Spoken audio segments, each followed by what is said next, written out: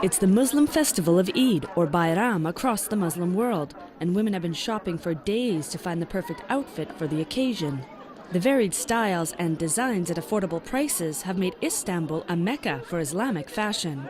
Istanbul-based Modanisa.com, the leading Islamic fashion website in the world, is seeing sales surge, and in part due to France's ban on the burkini, says International Sales Relations Manager Franca Soria. So this is the kind of burkini that Modanisa sells. So you can see this is really modern. So we provide 1,000 types of burkini in Modanisa.com. And then after the ban, we sell more and more. Franca says sales of the burkini have doubled in recent weeks. More and more people know about burkini. I mean, and then the sales like, double, triple.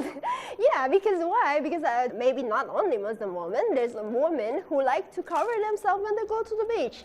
The growing choices and functionality of the apparel is becoming more popular amongst non-Muslims, says Franca. According to recent reports, Islamic fashion is expected to grow to a more than $300 billion industry by 2018. I prefer to say modest fashion instead of Islamic fashion because there's also non-Muslim companies who's doing modest fashion as well. Large international brands such as Marks & Spencer's are starting to stock modest fashion, while the world's second largest retailer, H&M, featured a Muslim model wearing a hijab in a recent video. The women who choose to be covered also can be as stylish as you, also can enjoy his life as much as you.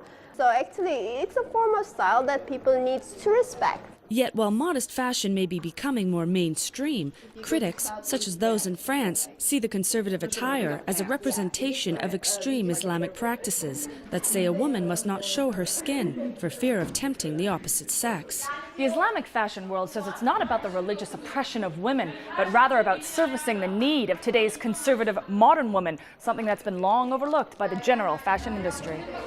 Daily, Modanisa photographs over 300 different modest designs from the over 300 brands they work with. These designs are sold to consumers in more than 100 countries. Hilal Bursa Jibiji is a fashion designer and says globalization has spurred the growth of the industry. Actually, fashion is constantly and easily changing, and the industry is such a huge industry, and lots of people want to get a piece of pie. So Dolce & Gabbana as a non-Muslim designers and make a Muslim abaya things, hijabi things. And on the other hand, maybe a Muslim designer can be a strapless gown for a wedding day, whatever. It's also hoped that this growth in modest wear amongst non-Muslims too will dilute any attribution to religion and thereby the misunderstanding some have of conservative dress. Natalie Carney for CCTV in Istanbul, Turkey.